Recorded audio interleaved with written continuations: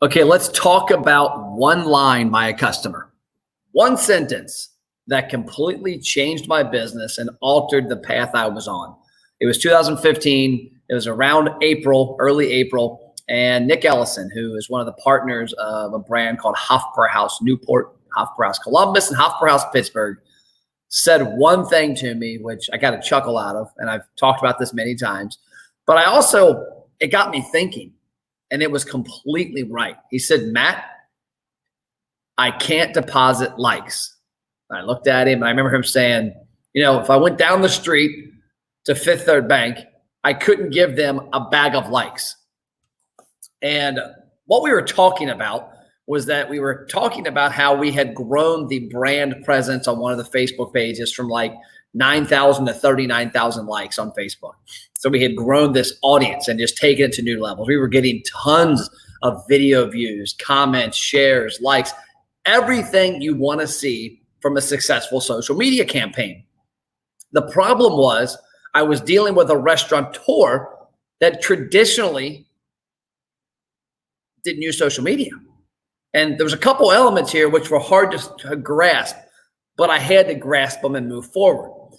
Number one, they had been spending money on TV and radio and the Cincinnati Reds and the Pittsburgh Pirates and the Columbus Crew. They had been buying some outdoor. We had done some bus billboards. They'd done a lot of direct mail, a lot of couponing. And none of that really had tangible efforts. Yes, the coupons, they could see that 500,000 coupons went out in Reach magazine and 700 came in, but they knew nothing else. Their TV, they were accustomed to hoping and praying that, hey, it's going to be sunny this April and May. We're going to run radio commercials while people in their car, they're going to come to the beer garden. But when they were confronted with hard evidence of marketing working, now all of a sudden it was discredited. It was thrown out the window. It was, we can't deposit likes. And at first I was hurt. I was like, what do you mean? We don't know anything from radio and TV, but we now at least know this. But Nick was right. And we proved it. And I said, you know what, Nick? I agree with what you're saying.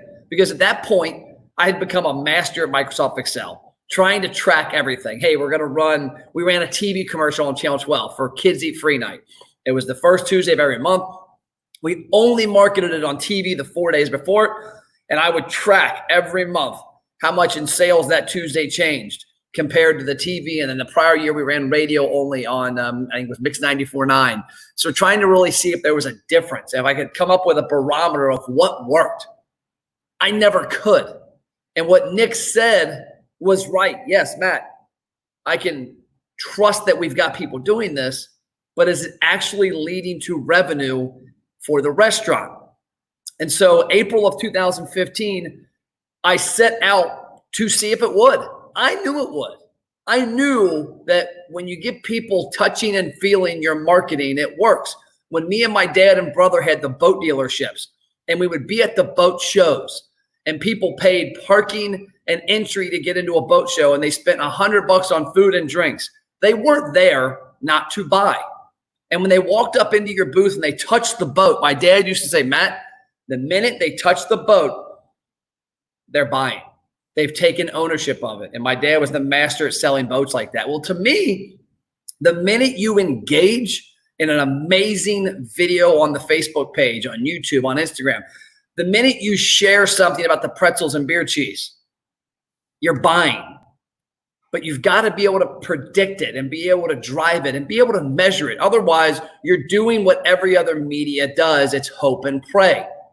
Hope and pray marketing is the biggest part of the foundation for most businesses. Most of you don't know what you're doing with your advertising. You don't know that it actually works. You don't know that somebody saw your TV commercial and took this action, this action, this action and became a customer. But there are ways to do it. So in April 2015, a few weeks after that conversation, National Pretzel Day was coming up. I wrote about that in both of my books, Don't 86 Your Restaurant Sales and Sell More Slices. And the concept I wrote about in here was what got me on this journey was I was adamant that I knew marketing works, radio works, TV works, but all of it works. It's a matter of, number one, if you have enough money to spend to win the customer. But it also comes down to predictability, knowing that it works. Like I told a marketer this the other day. A marketer called me the other day, pretty distraught. He's newer in the business and he's having a little trouble with some of his clients comprehending things. And I said, let me ask you a question. You got a house, right? He's like, yeah. And you make a house payment every month, right? Yes, sir.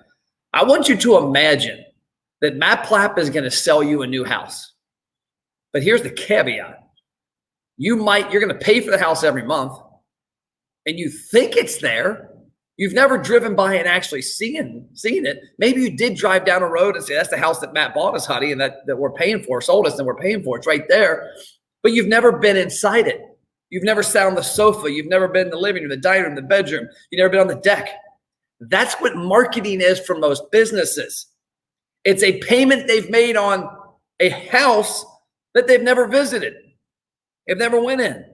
And so when April came around, when we were having that conversation, a few weeks later was National Pretzel Day. I said, Nick, give me enough string to hang myself. Let me prove I'm right or wrong.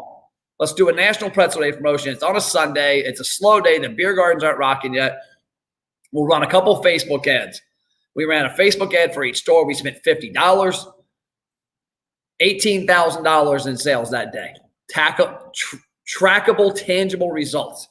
People walked in and spent money from showing their phone for that.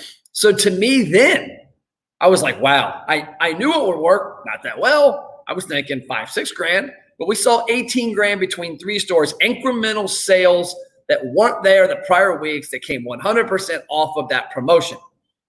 So then I thought to myself, okay, what's the next step to this? What's the journey look like? If we keep doing this every week, people showing their phones, hey, bring your phone and share your phone to get this promo. We don't actually gain anything. It shows us that Facebook works or Instagram works or YouTube works,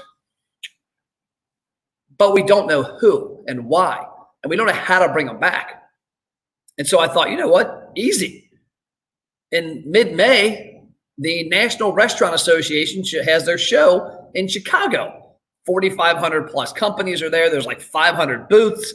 I'm going to go there, walk around. I'm going to find a product that plugs and plays into our social media efforts, into our email, our text, our website.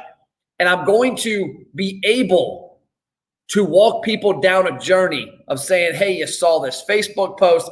When they saw this Facebook post, they commented or clicked. They went to this page. They filled this information out. They gave us their information. We delivered an offer to them.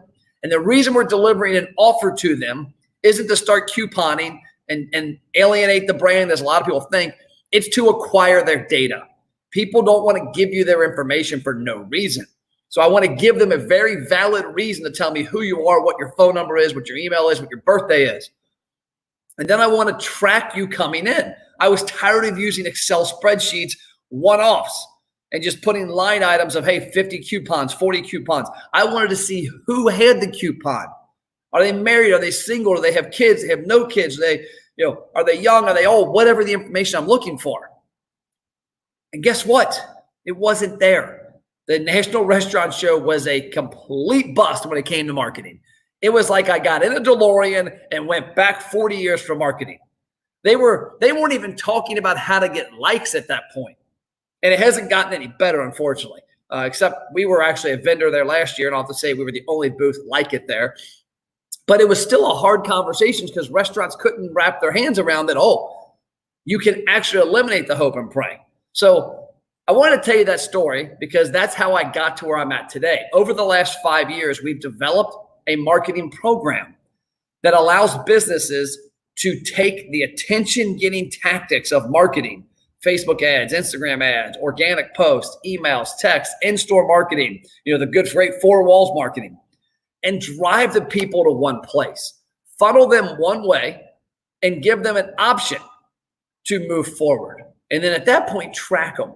Because if you can't predictably drive traffic to your business, if you can't sit back and say, okay, we want to drive more weekend sales and more weekday sales, we want to drive more women, more men, and you can't do it without some type of certainty, that's when you're back into hope and pray. And the way to do that is to control your own destiny and build your own database. What I talk about in my books is create your own radio station. It cost me nothing to go live right now if I was on my phone, but for you to go live on Facebook or Instagram or LinkedIn or YouTube, it costs you nothing to make a post. It costs you nothing except the ad spend to create the ad. And if you don't know much about Facebook ads or Instagram ads or YouTube, Google, they know a lot about people. And the platform is free. You just throw a little money in it. But when you can use it to predictably grow your sales, predictably find new customers and say, hey, every month we're going to spend $500 on Facebook ads to acquire new people and remind prior people. It's a pretty powerful tool. You're not renting an audience anymore. You're using an audience of bandwidth to acquire people and then every month reacquire new people and nurture the other people. So I want you to think about that. I want you to think about, can you deposit likes in the bank? The answer is yes, no. You can't deposit the likes, but you can take those likes and turn it into people, and you can deposit sales from people into the bank. So that's my story. I just wanted to come out and say it. I've said it numerous times, but sometimes I like to articulate it a little differently. I hope you enjoyed it. See if I got any questions here. This is on a live broadcast if you're watching this later on. There we go. See my dad. There's my dad right there. I appreciate that. You can't deposit likes. Thanks, Pops. See you later, and have a great day. Adios.